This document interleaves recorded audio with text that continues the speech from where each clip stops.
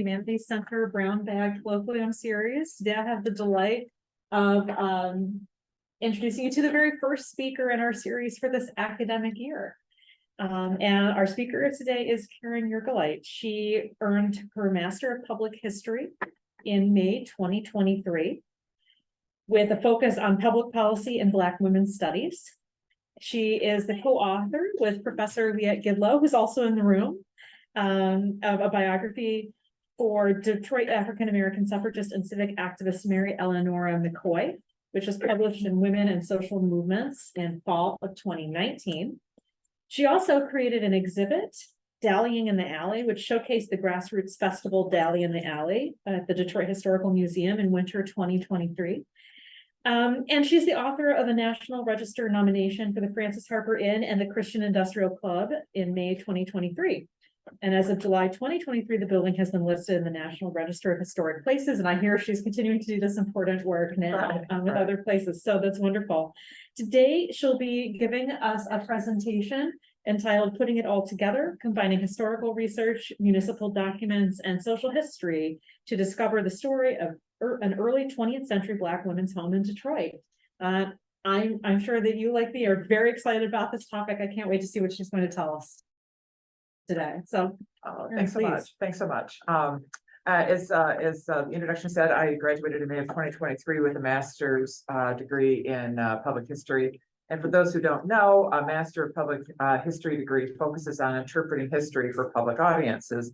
And every MA-PH student creates a public history project based on original research. So my project was the aforementioned National Register nomination for this house here at 307 Horton Street in Detroit's North End, once known as the Francis Harper Inn. It was likely the first rooming house for single Black women in Detroit. It was founded and run by a Black women's club, the Christian Industrial Club, in early 20th century, from around 1915 until at least 1950. And its story until now has remained mostly untold. In National Register parlance, the house is nominated under Criterion A at the local level, which means it's a property that's associated with the events on a local level that have made a significant contribution to the broad patterns of history in our state. That history, in this case, being the civil rights history of social uplift and the Black Women's Club movement of early 20th century Detroit.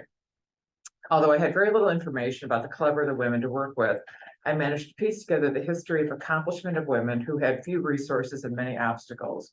It was an active time for club work, and while other Black club women undertook fundraising and social service work, this club committed itself to owning and running a rooming house, likely an unprofitable and resource-intensive project, which required unending fundraising and work. So it's a testament to the hard work and the vision of the women of this club that they ran this house for at least 35 years.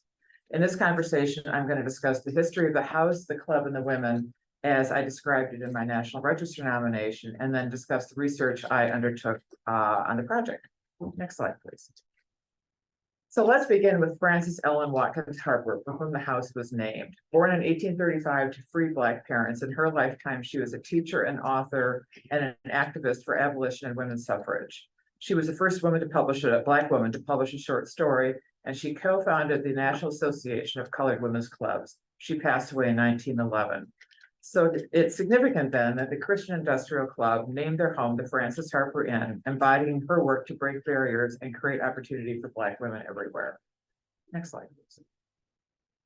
The story of the Francis Harper Inn began in 1904 when a young woman, Etta Foster Taylor, pictured here, who served as an organist, a youth leader, and a Sunday school teacher at the Second Baptist Church, founded an organization that she named the Christian Industrial Club. The club's initial and ambitious goal was to develop an organization like the YMCA or the YWCA. The club aspired to promote, as she described, the moral, social, spiritual, and intellectual advancement of the race, as well as teaching domestic sciences.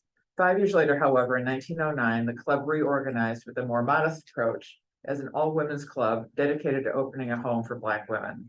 The Black community's needs increased during the first wave of the Great Migration, which brought tens of thousands of new Black residents to Detroit, who are looking to escape the Jim Crow racism in the South and take advantage of the burgeoning job market in the industrial North. Detroit, with its growing automobile industry, attracted much of the migration. The city's Black population grew from about 6,000 in 1910 to 40,000 in 1920 and 120,000 in 1930. And while much historical attention has been paid to Black men and the industrial jobs the city offered, Many of the new migrants were young women.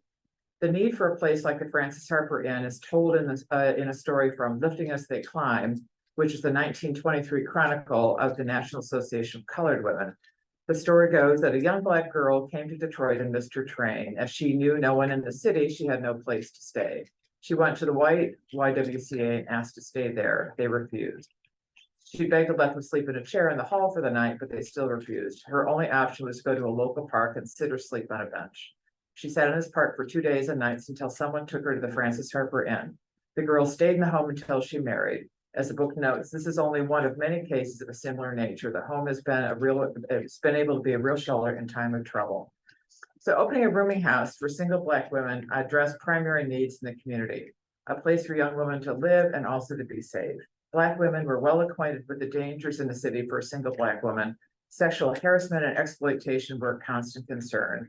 The most common occupation offered to Black women was domestic service, which made these women vulnerable to unwanted advances in private homes.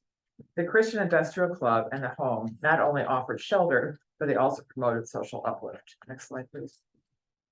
This is, I tell you, the graphics of this presentation are a little wanting, but this is taken actually from the book by Victoria Wolcott, but the originals are at the Bentley and the Detroit Urban League's file, and it sort of underscores the whole concept of social uplift, where the Detroit Urban League is trying to show young women, you don't want to be like the woman on the left, right? You want to be in exactly the same outfit, you want to be the woman on the right. So the language of respectability and social uplift was at the core of the battle for racial equality at this time. And much of the push for respectability was centered on and fostered by Black women. The idea of social uplift was that if Blacks, particularly Black women, were tidy, well-spoken, well-educated, and hardworking, they could move past the racial divide to greater opportunity. Organized clubs like the Christian Industrial Club also met many of the municipal and social service needs of the era.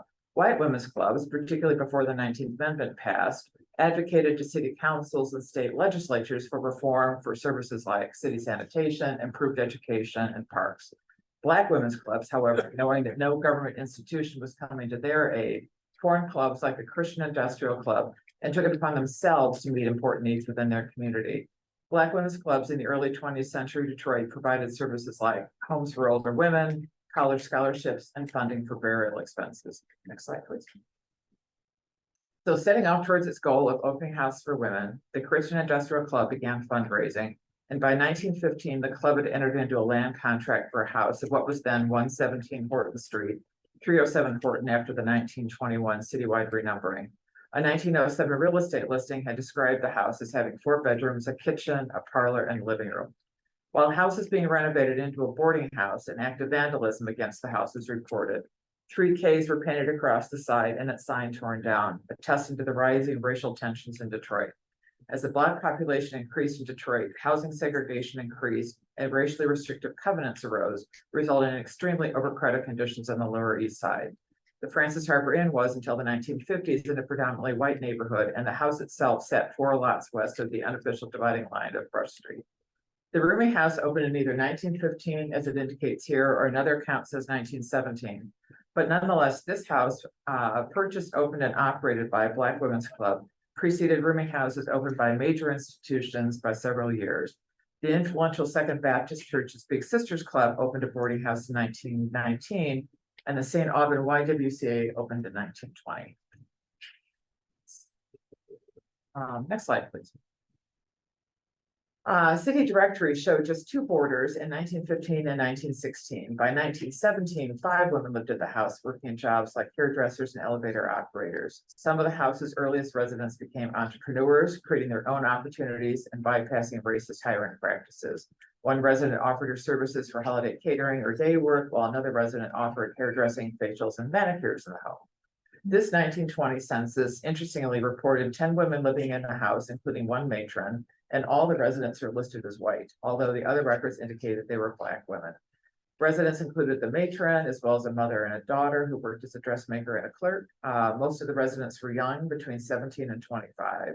3 of them from the South, all working in service jobs like domestic, elevator operator, waitress, and cloakroom attendants. 3 of the women were listed as married. Etta Foster Taylor had also been married, but no sign was ever reported of her husband.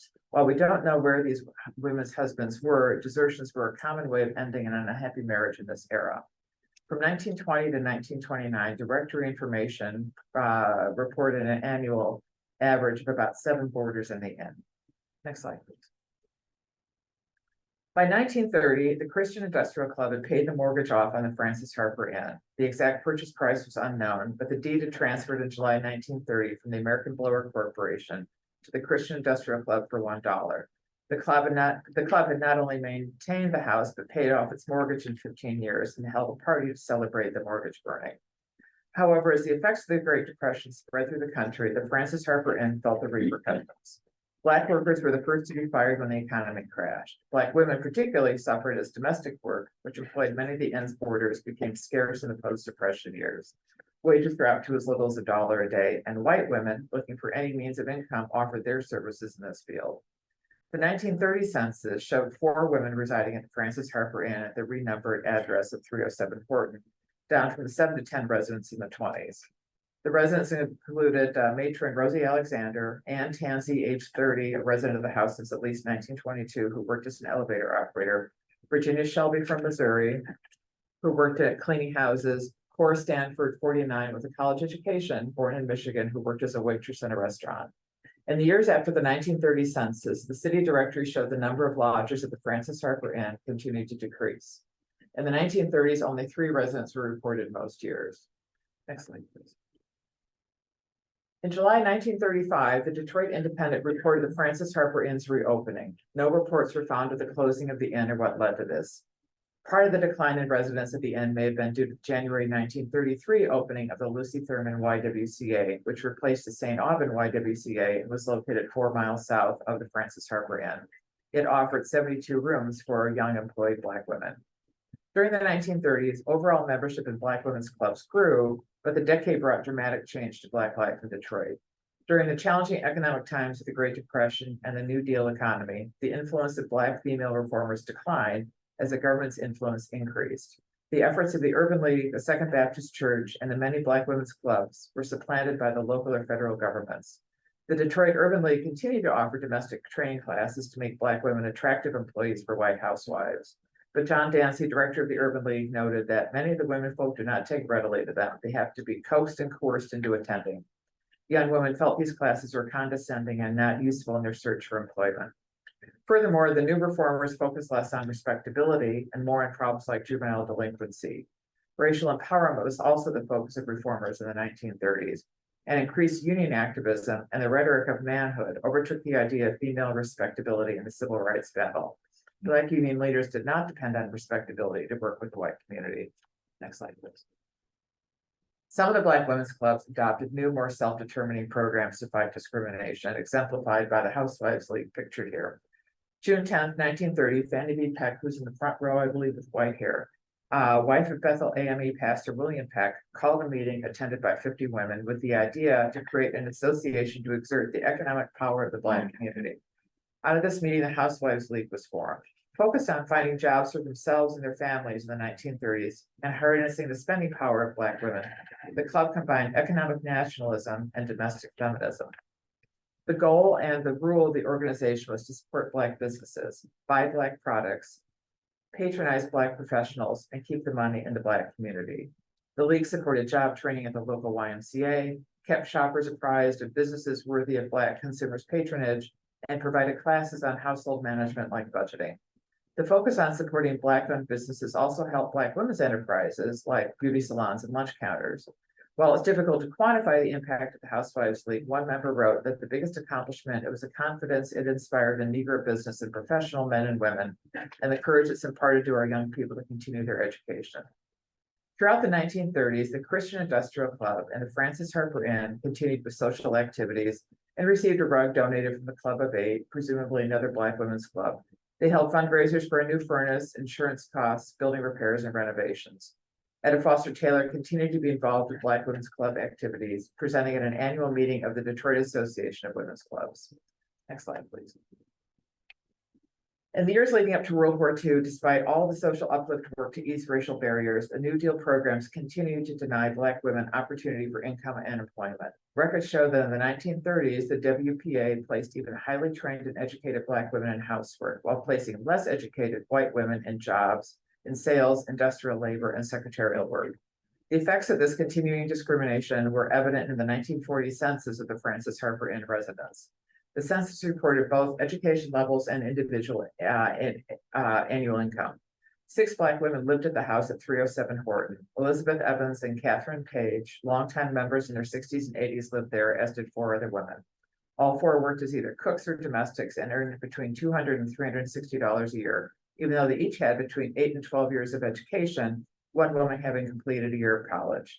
By contrast, a neighbor, a 44-year-old white woman with just 7 years of education, earned $1,000 a year as a sales lady at a millinery store. Another neighborhood woman, also white, with 10 years of education, earned $690 as a supervisor for a local business. These job disparities underscore the ongoing barriers to equality for Black women. Next slide, please. In the lead up to and after the United States entered World War II, Detroit became the epicenter of industrial manufacturing and consequently home to hundreds of thousands of jobs. But as the hiring increased in 1940 and 1941, Black workers were either entirely denied jobs or given low-paid, unskilled jobs. The few Black women who worked in factories made their living as personal servants. Not just in Detroit, but in other industrial centers across the country, Blacks were denied access to meaningful employment in the defense industry. After the Pearl Harbor bombing in 1941, white men enlisted in the armed services, and Detroit defense industries began hiring women, Blacks, and some Hispanic workers to fill the vacancies. But the jobs Blacks were hired for were still the hottest, dirtiest, and most dangerous. Black workers who were trained and promoted for better jobs in industry faced harassment and work stoppages from the white workers. In support of hiring Black women, Rosa Gregg, pictured here, activist and president of the Detroit Association of Women's Clubs and a one-time member of the Christian Industrial Club, prepared a report called the Victory Plan. She outlined 10 points to be addressed to get 10,000 Black women hired as defense industry workers. The key point was the implementation of the Institute on the Training and Hiring of Negro Women in War Work. So these women could know how to run every machine that the white women had been trained on. But Black women who were hired and trained for the defense jobs encountered segregation and discrimination from the white women who refused to work alongside them or use the same bathroom. Resentment rose among Black Detroiters whose gains in equality fell far short of their hopes. White Detroiters resented the continuing influx of Black workers from the South. Racial incidents flared in Detroit during the 1940s. A wildcat strike at the Packard plant protested the hiring of Black workers, which was followed by an outbreak of violence on Belle Isle between Black and white teenagers in June of 1943. Known as the Detroit Race Riot of 1943, it lasted 2 days, required National Guardsmen to suppress, and resulted in the death of 34 people, 25 of whom were Black, most of them shot by police. Next slide, please. Against this dramatic backdrop of racial incidents in Detroit, the Christian Industrial Club's activities continued. If the club exerted its influence in the more assertive civil rights battle, it was not evident from their activities. The club held parties, teas, fundraisers, and celebrated the club's 40th anniversary by retelling its history. The events continued to emphasize the good manners and tidy, nicely decorated homes central to the social uplift movement. The Michigan Chronicle's final story on Etta Foster Taylor on March 27, 1948, reported her death, which was also noted in Black papers in Detroit and across the nation. After Taylor's passing, the publicity associated with the Christian Industrial Club and the Francis Harper Inn declined dramatically. In 1950, 6 women still lived at the Francis Harper Inn, including a longtime member and officer of the club, as well as perhaps her niece or granddaughter. Additional residents included Vivian Smith, 17, who worked as a babysitter, and her sister Phyllis Smith, 15, from Michigan, Rowena Cornish, 60, from Georgia, and Mary Compton, 45, from Kentucky, a widow who worked as a nurse's aide in a private home. In 1960, Etta Foster Taylor's name was among those of a few dozen women presented to the Michigan Historical Commission archives by the Michigan State Association of Colored Women's Clubs as a pioneer woman. Other prominent Black women activists included in this list were Geraldine Bledsoe, Fanny Richards, Beulah Whitby, and Metta Pelham. Little else was recorded at the house of the club until 1963, when the inn was sold to a private individual, attorney Charles Berry, and his wife. Without records on the Christian Industrial Club and the Francis Harper Inn, it's difficult to know why the club's membership declined or why the inn was sold. Alice Barrett, president of the club, signed off on the sale papers for the house. An active Detroit clubwoman herself, Alice Barrett held offices in prominent Black women's clubs like the 400 Study Club and the Lydian Association. So, next slide, please. So that's the history as I wrote it. Sort of a shortened version was on the National Register nomination. Now here's a sort of like walking through the research that I undertook to write this. A National Register nomination requires a very specific set of information, and it has to be recorded in a very specific way on the nomination form. As part of the nomination, it requires an historical survey of the property, an architectural description of the house itself, and then a narrative describing the history of the women in the house and its significance relative to the story of civil rights in Detroit. An important springboard for my work was a report the State Historic Preservation Office, SHPO for short, researched and wrote an overview of 20th century civil rights events and important sites in Detroit. They also wrote, as part of this, 5 National Register nominations and recommended other sites by doing what was called an intensive level survey of dozens of other properties, including the Francis Harper Inn. So this gave me a good foundation of information for the site. Next slide, please. Building on this information, my research examined historical maps, tax rolls, census data referred to earlier, and historical architectural descriptions and church records, which I then contextualized with social history writings of the era. I first began looking for the property's owner, and because the property owner has to sign off on the nomination. I used Detroit City property tax lookup to determine who owned the property, and the owner, who runs a local urban farm nonprofit, was very enthusiastic and helpful and gave me some information. And for the historical survey of the property, I used Sanborn maps. So I have a copy of one of the Sanborn maps that I used, which many historians and archaeologists know. Sanborn maps, available online through the Library of Congress, are elaborate and detailed descriptions of areas, structures, and building materials that were used for fire insurance purposes. And they're redrawn every several years. So by looking at a few successive maps, you can get an idea of how an area or a specific lot is built out. In this instance, I could determine the house was built around 1893 with a barn carriage house, but in later maps it was gone. And I then found newspaper stories that talked about that it had burned. An outhouse also appeared in later maps, which is now gone. These structures that are now gone present excellent opportunities for archaeological surveys on the property, which is also part of a National Register nomination. The maps also show annexation in Detroit over the years. Several outlying areas were annexed to Detroit in the late 1800s, including the area that the Francis Harper Inn sits in. To determine the ownership history of the house, I filed a deed request with the Wayne County Register of Deeds and received every recorded deed in the house's history. The deeds and the actual transfer of the ownership of the property don't always match exactly, so it's not a perfect description of the ownership timeline. And the Christian Industrial Club had purchased this house on a land contract, and because that was apparently a private agreement, that was not included in the deed search. The house changed hands a few times, I believe, during the life of the land contract based on the deed history. The architectural details of the house were broadly laid out in the intensive level survey. Other details I supplied after touring and photographing the house and consulting historical architectural handbooks. This project was not as complicated as some buildings, happily, because there are a few additions to the house, and it has sort of a simpler farmhouse architectural style.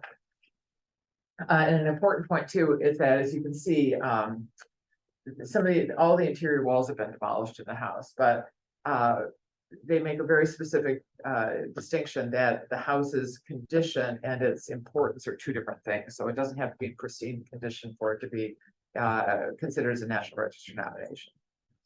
Next slide, please.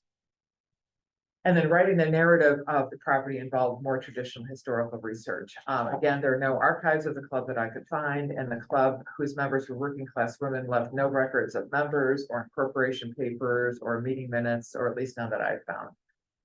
In the context of their lives, it's completely understandable, as the women who founded and ran this club no doubt worked full-time at demanding jobs, had little leisure time to devote to record keeping and storage. So I began at the Second Baptist Church of Archives at the Bentley in Ann Arbor.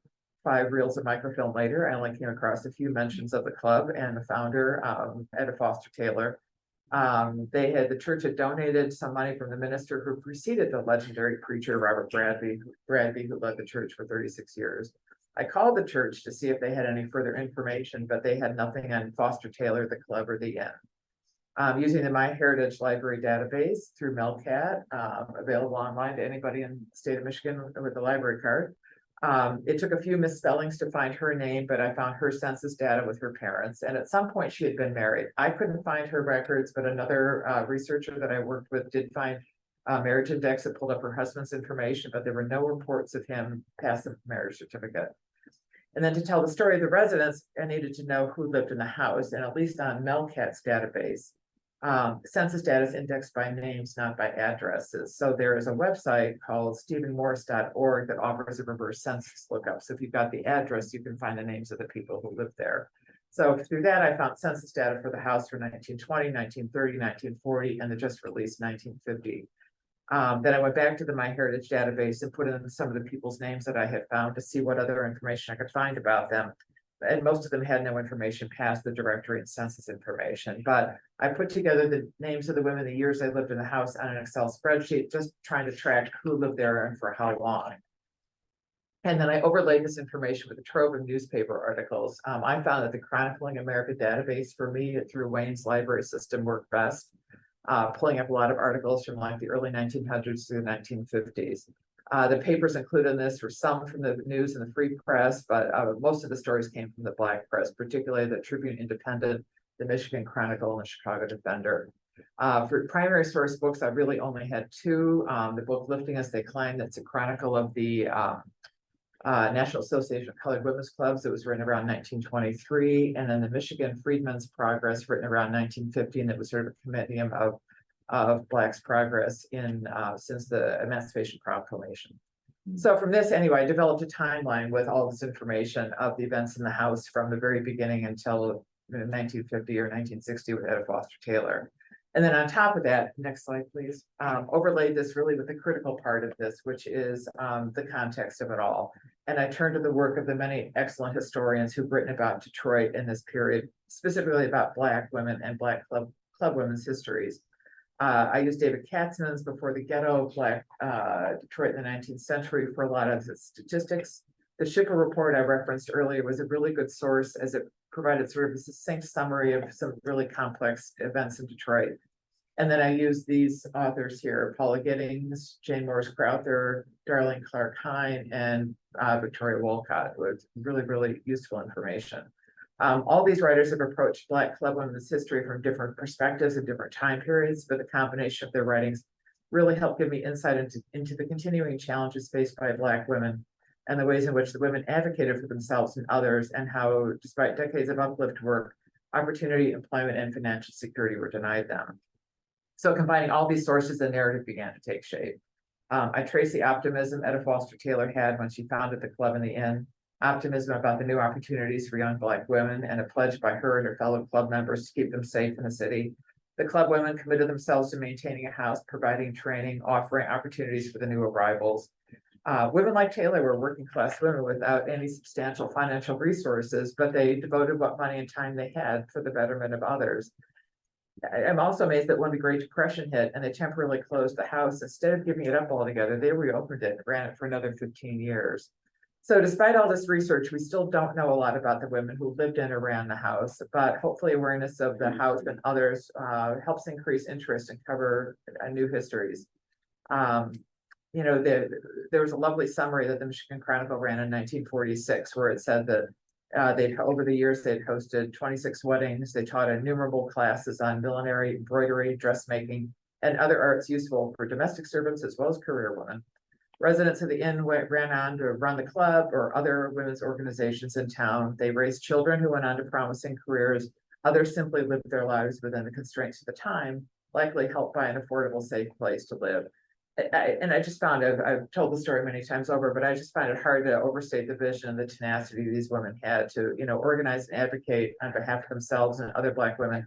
Knowing that the government and the white establishment was not going to offer them much support, they pulled together, they called on their communities and their churches and their families to help each other through difficult times. So, and as it was mentioned earlier, this was presented to the Detroit Historic Advisory Board and to the Michigan State Preservation Office, and in July of this year, it was added to the National Register. So good to know.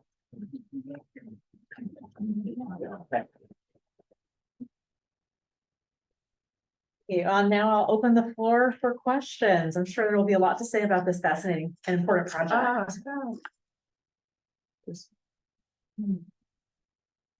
You sort of addressed this already, but could you say more about how you decided that this is the project you wanted to do?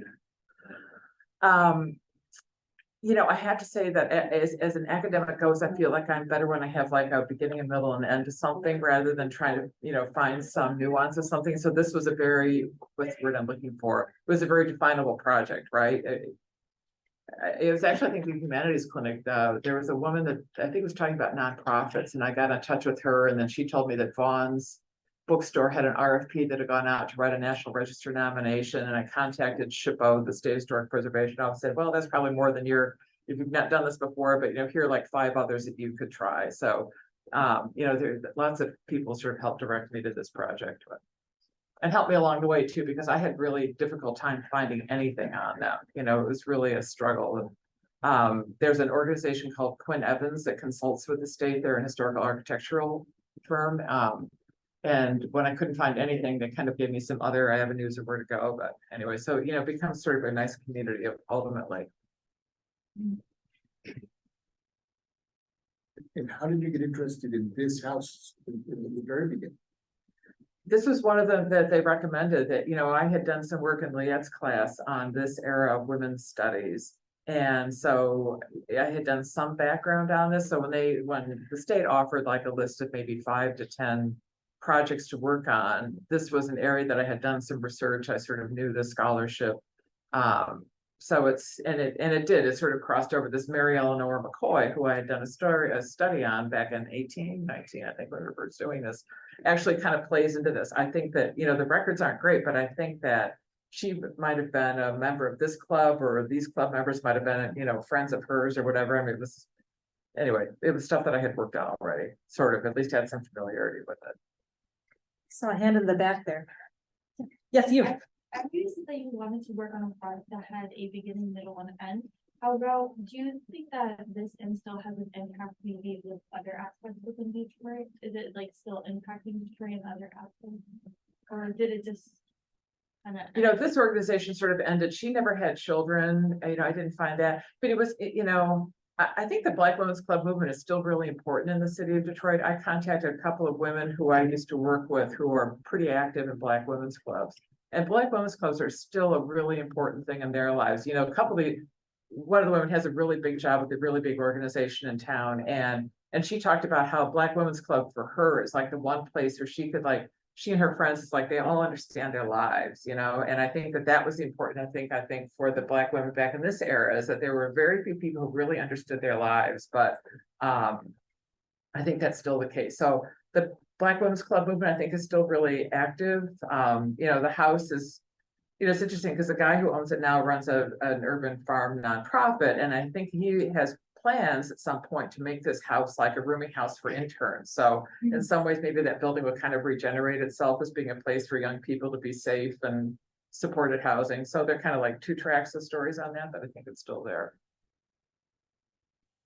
I heard study somewhere that like hairdressers and these kind of occupations also were doing a lot of uplift in terms of with and because you talked about the kind of discrimination that they were facing both sex and race at the same time, and the struggle between that. Was there there wasn't like a channeling into different occupations, or were there? I don't think that there was an opportunity to channel stuff into different occupations, because I don't think the Black women were getting hired in those jobs. But the social uplift movement, because of its emphasis on looks and tidiness and all that stuff, from my understanding, it really did help the beauty industry, and there was the Madam C.J. Walker's business. There were a lot of women in this who developed an entire line of cosmetics and hair care products and things like that. And she was a female entrepreneur when there weren't a lot of female entrepreneurs. And I think she had a nationwide or close to a nationwide presence. So, but the sense that I have is that there were still not great opportunities for Black women to get hired outside of service level occupations. Ariel, do you want to see if anybody in there? Okay, we're good. Thank you. Oh, wait, we just fell. I'm kind of curious about the name of the club, the Christian Industrial Club. That was my question. I got it written right down. Yeah, Yeah. I think of auto plants, it's Yeah. just such, I know, right? It's such an interesting juxtaposition of terms. It is, yeah, I have no idea where that came from. I know that there's a Christian Industrial League that was founded by Presbyterian churches in suburban Chicago that I think still exists. Why they call it industrial? I have no idea. I I don't don't know. Why don't you find this stuff out? I don't know. But it is, right? It's a really, I don't know, because if they were originally trying to emulate the YMCA or the YWCA, did they think that that was like a bigger, and it was not a women's club when it first was founded in 1904. So I don't know if that had a broader appeal because of that name, but I don't know. I do have a recollection of seeing the word used this way other times. So I don't think this was a one-off thing, but I don't know why it was used. The word industrial, right? Yeah. So- Does it mean that they're hardworking Yeah, or? it makes me think of industriousness. Yeah, right? yeah. Yes. I don't know, is there a religious connotation to that? Because the Christian Industrial League was founded by Presbyterian churches, so I don't know, that's a good question, yeah. I don't know. Leila, did you have a question? Yeah, you may not have an answer for this, but it really, it jumped out at me when you were looking at the 1920 census. And you mentioned that the women who were in the census were white. Right. Written as white. Do you have any explanation for why that might be? And then also, I guess a corollary would be why this might be a dumb question, like why wouldn't they be white, or are we sure that they weren't white? The census data is difficult. Some of the women who were in the house at that time were women that were active in the club in years. So I'm assuming if there's a woman active in a Black women's club, that it was a Black woman. I didn't know. I don't think there was a lot of interracial. Actually, the only woman that we know is Mary Eleanor McCoy, who was a Black woman who joined white women's clubs. They were reasonably segregated organizations. Yeah.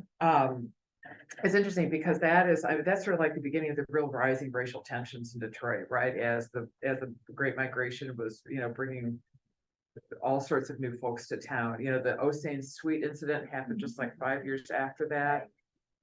It's really hard to say. I don't know. I don't know if it was, I've thought of lots of possibilities. Was it a young Black woman that answered the door when the census taker came and said, these are all white women, and gave all their names and dates and. I wonder if it has anything to do with the restrictive covenants. And I wonder that too. And that's one of the questions that I don't have an answer to, that I find really curious. I kept trying to find a connection between, of all the houses to buy, why this one, right?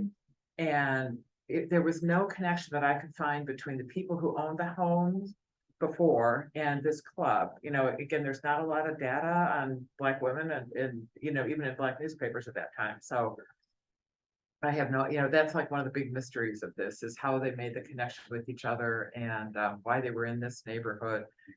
By contrast, because the Lower East Side was pretty overcrowded, this was a really lovely place to live. I mean, this is it's a nice farmhouse with big airy rooms, and it was a really lovely place to live. And it was a mortgage company that financed. Or that I don't know either. When the deed in 1930, when it transferred, just said that it went for $1. So there was, it was sold in like 1907, and then I don't have the numbers in front of me, but it was sold to from the original owners, the people who built it. It was actually traded for a house on Cass because that was a fancy place to live. 1907 it sold, and then it changed hands, and I believe that from, again, the Michigan Freedmen's Progress, the book I talked about, it written in 1915, it said that the Christian Industrial Club had a land contract. But the house in the meantime changed hands to 2 or 3 different people from 1915 until 1930, when they finally sold the mortgage or paid the mortgage off. So yeah, mysteries. Oh, we have a question in the chat. What were your biggest hurdles during this project, and what happens to the house now that it's on the National Registrar?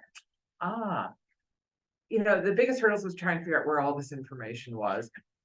And then, and people who've done this kind of stuff, a not insignificant thing is that this is a huge expanse of time of a lot of racial incidents and a lot of history in right from like 1900 to 1950, and trying to pare that down to a few succinct sentences is really challenging, where you're trying to read really complex topics and not write a 30-page paper on each one of those topics, right? Trying to kind of pare that down. I think that was really a challenge. Now that it's on the National Register nomination, it really doesn't affect anything in terms of that house. I think that the owner is now eligible for some limited amounts of low-cost financing to do any repairs to the house, but it doesn't mean that he can't make changes to it. It doesn't mean that he can't tear it down. It doesn't really mean anything. The Grandy Ballroom was nominated a couple of years ago, and I think that building is in peril, so it doesn't really give you any protection particularly. Is there a plaque, or would it be a plaque? I think that's a separate thing. Yeah, I think that a plaque is a separate thing. Yeah, it is. So were there, boarding houses and the like for white women? I'm sure there were. So this was not just a black women thing. There was a similar kinds of things Right. going on for the Right. white women. Right, right, but the understanding is that back in the 1900s, that there weren't any rooming houses that would allow black women. Leah and I have talked about this. I mean, was it like people wouldn't rent to a black woman at an individual basis, but in terms of you came to town, you didn't know anybody and you had no place to stay, there was no hotel or rooming house or YWC or anything else like that where you could stay if you didn't have family or a friend or something like that. So And would there have been white women clubs that were sort of the equivalent of this? there were a lot of white women clubs. Yeah, a lot of the white women clubs. I'm sure that they did run boarding houses, I would think. I don't know that for sure, but I would assume so. Yeah, I mean, this is a really active time for club work, really, really active. Some people call it the golden age of fraternity because there were lots of clubs, both men and women, black and white.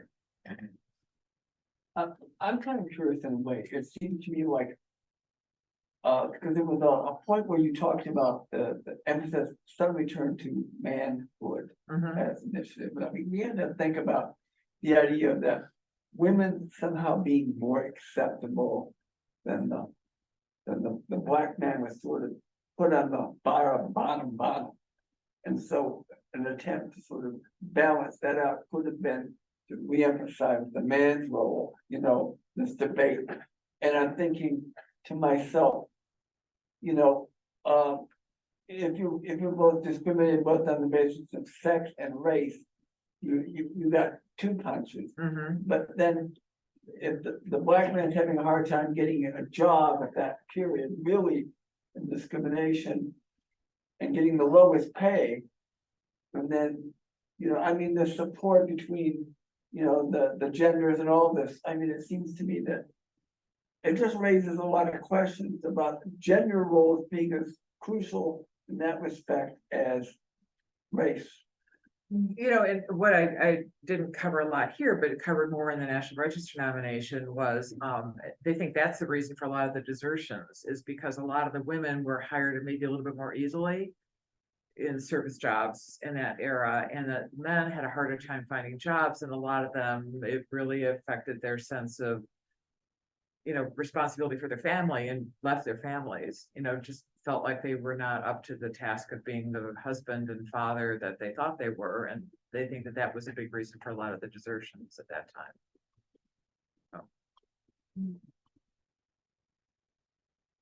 Probably don't know this because you didn't find records for the club itself, but did you learn anything about how this organization was funded?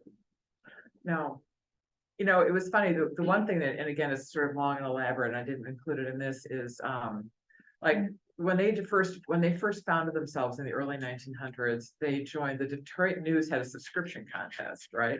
Like if you got somebody in your organization to get a subscription to the Detroit News, you got 5,000 points or something like that. So all sorts of organizations, coupled them with the name of Hudson on them, joined this contest, and they joined too, and they were absolutely at the bottom of the barrel, because they didn't have the pull and the financial resources that others did to buy a newspaper subscription. So, I think that my sense is that they kind of fundraised amongst themselves. They would have these little teas and fundraisers and stuff at the house.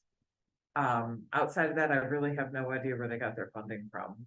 That's again, one of the great mysteries, and I think that what gives me so much more, I don't know, or so much more impressed by them, because this is not a community that had a lot of financial resources, right? You know, I have looked before somewhat at like records of the Detroit Urban League, Mm-hmm, which is a similar time period. I think it was founded Mhm. around 1960. right, And they're unlike a lot of these smaller organizations, because they were really funded, you were talking about the word industrial, they were funded by white industrialists. right, You know, it was an organization that was created by manufacturers who are seeking to, you know, draw migrants to the city and employ them, and to like deal with the racial tensions that arose out of their hiring strategies.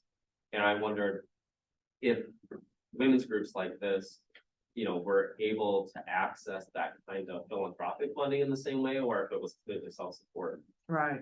You know, it's interesting, because I've been through some of those archives over at the Bentley, and also even the ones from the Second Baptist Church, and it's interesting when you're going through them and you're at it, seeing Robert Bradby, who was this legendary preacher, writing somebody looking for the dollar contribution that they promised that they hadn't paid, and letter after letter after letter, right? And I think I saw that in the Urban League as well, that there were requests for, and I know that they were getting funded, because there was some Hudson Weber stationery or something like that in that file as well, but that they were still looking for like those little bits of contributions. So I think that you don't necessarily realize until you get into archival material just how big the hunt for money was, particularly in the Black community. It was not easy to come by. I know you said you didn't know why they sold the house, but what are your speculations? Why they sold the house in 1963? Yeah, in the end. I just yeah. don't think they could afford it any longer. Yeah, I don't think that they had, you know, there were, I think, you know, the YWCA was here, and I think there were a lot more opportunities for, you know, it wasn't like they have job opportunities necessarily, but there were more opportunities for Black women to live elsewhere, right? I would just assume that the need for it had sort of disappeared by then. Just was wondering, I mean, it almost sounded like once Taylor died, Yeah, that kind of the oomph went out of it totally did. You know, Yeah, so I was mean, it a totally charismatic did. individual who brought this all to life? Yeah, it kind of seems that way. Her brothers were really involved in the Second Baptist Church. You know, I could find some records of them. I think one of her brothers was a preacher out in California.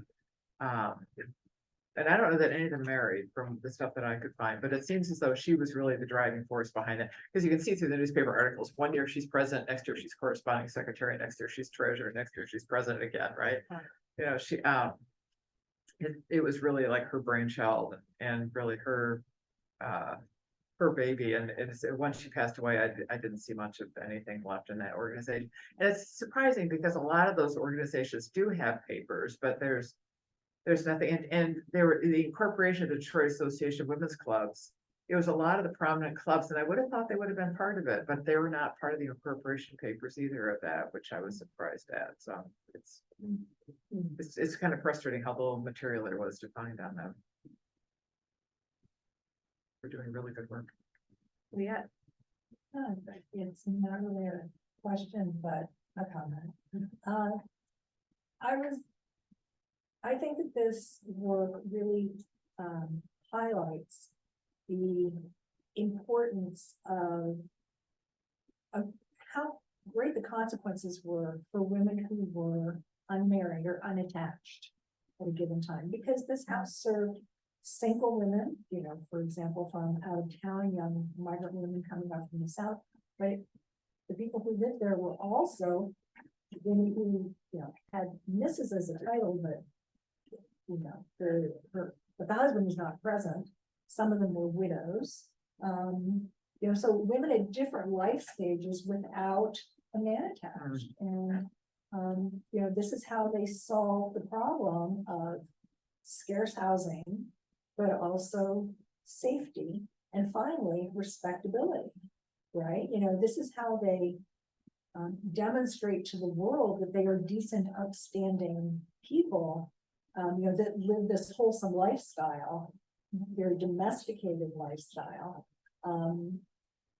even in the absence of, you know, of a more traditional kind of home setup. So in some ways, I think that the messages behind this house are really timeless. Right? We know what housing precarity is like today. We know about the lack of affordable housing today. We know about unemployment and job discrimination today. You know, these problems haven't gone away. So, this was just such a remarkable project to watch Karren put together. Because, you know, she's written a history when there are no papers for the club that founded it. You know, she's pulled from so many sources. She managed the technical aspects of writing the architectural and, you know, the history of the building and the descriptions of the building. It's just really a remarkable set of resources pulled together to tell a story about something important to the day-to-day lives of so many people in Detroit. So, it's really a remarkable project. And I didn't know that the National Historic Register nomination had three. Oh, I have not emailed you and Tracy that, sorry. Well, you have to. I know. Because you have to tell people that I this know. works. Right here in Wayne State's Graduate School. Right here. Yeah. I know. Leila, I thought you had your hand up. Yeah, I right there. just wanted to just continue, and I thank you for the work that Oh, the tireless work that you've done. The resources that you put on your slides, I was like feverishly writing because, I mean, the product of your work is spectacular, but then also the method by which you arrived there is really so useful for all of us. And in addition to what you were saying, Leanne, about how there are these problems continue today, differently, of course, and maybe on a scale of magnitude higher even. But they continue to the present. One more thing that I humbly suggest that this shows is the delegated power of politics through the governmental leadership down to the patriarchy, and how that makes it necessary for clubs like this, that the sort of the delegated authority of the government down to the nuclear family. And when the nuclear family doesn't exist as a structure, then where do the most vulnerable members of society go? And so it's a testament to that ongoing problem as well. Interesting. I appreciate that perspective. Sometimes you're so close to something, it's hard to like step back from it and realize that. Well, you have a focus. Right, and you right, have to yeah. see that focus to the end, but then it's so fruitful because yeah, like that, as you were speaking, that occurred to me. I was like, ooh, yeah. Yeah. Hmm. It's interesting, the timelessness of the challenges, right? It's interesting in another way to me, because I was just thinking in a curious way, kind of like the opposite. How the government wasn't doing anything, it seems to me, and the lack of resources and the self-sacrifice. They were putting resources towards the nuclear family. Yeah, but what I'm saying is, these people had to sacrifice their own personal lives to help others. That's what they were doing. They gave up their own cares and considerations and then looked toward others. It looks very self-sacrificing. It looks these are people who cared about their community, and the discrimination was all around, and yet they banded and they rose above their little petty lives that we all have and said, hey, I'm gonna do something. And that's a tribute to, you have made a wonderful tribute to this woman, really. Yeah, it's really remarkable. It really is remarkable. The more you think about it, and again, it closed in 1935 and they reopened it, right?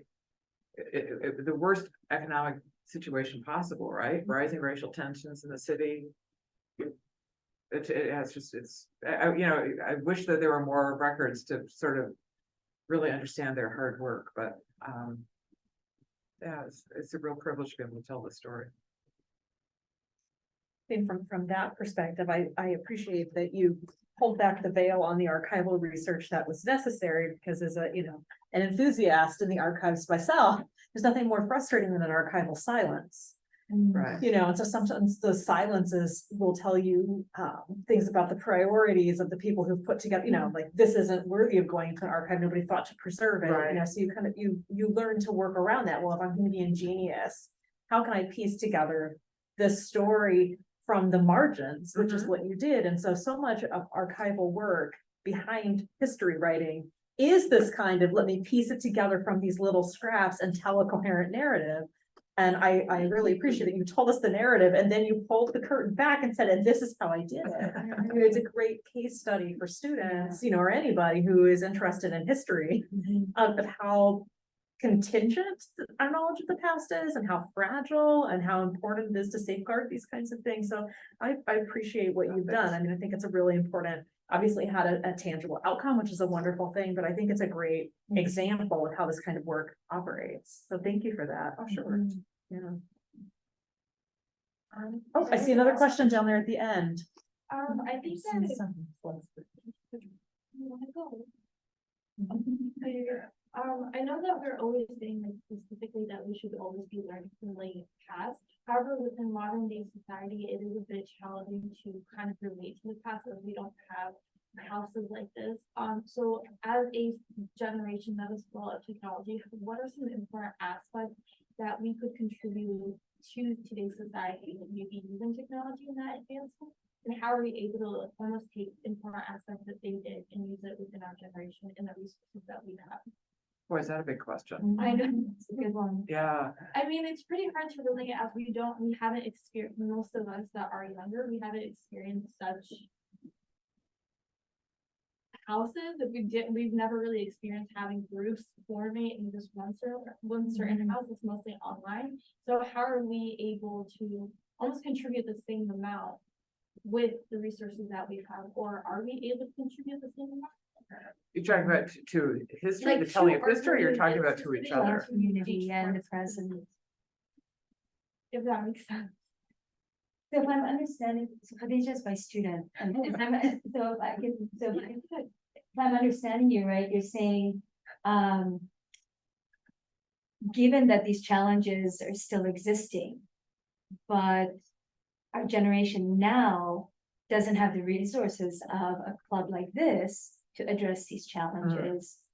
But how can we relate to this to then support each other and so on in the present with the resources that we have presently? Yes. Like to Very- recreate the very support of cool. that club, right? Yeah. I mean, I would assume that all of the social media support systems are there to create like your own group, your own community. I think that's really important, to find your own community and finding people that are similar to you, that understand your life a little bit, it seems like social media in some ways makes that easier because it's easier to find people with life situations and I think that I think these women are inspiring for the sacrifices they made for the support of others, right? And then, I have some ideas. yeah. That's what you're doing to humanities, right? Right. There are organizations exactly like this today. Right. So, two examples that come to mind if you're interested in people offering supportive housing like this. Alternative for Girls, which is in Forest City neighborhood in Detroit. Ruth Ellis Center, which offers supportive housing for LGBTQ youth in Detroit and Highland Park. I mean, there's not as many kind of house-based models like this, although there are some, but this is very much still a present need, is to offer, housing support for people kind of on the margins, trying to find their place in the world. Right. Mariners Inn, Detroit Rescue Mission. Yeah. Yeah, I mean, to take it even less literally, I mean, I think one of the reasons why we turn to the past is to find inspiration for today. And just be inspired by someone who said, I see a need, I'm gonna create a club and we're gonna, buy a house and we're going to do this thing. And, it came from community. So to say, how can I exercise that kind of leadership around something I care about, whether that's the climate or, something else. And it's the power of community, really. It's like the stone soup fable, right? If we all bring our piece of parsley or whatever to the pot, we will have enough to buy a house and keep it going for a few decades, right? And that will get, that will be meaningful in people's lives. So, it doesn't have to necessarily be this exact model, but you can take inspiration from it and create your own structure for dealing with structural inequities, from the government and society. So that's another way to think about it. That's a great question. Well, and with that wonderful question, it's given us a lot to think about. It's 1:30, and so our time is up, and I'd like to have another round of applause for our. I'd like to thank Karren for, getting us off to such a great start. Oh, thanks for the year. thanks for having me. This is nice.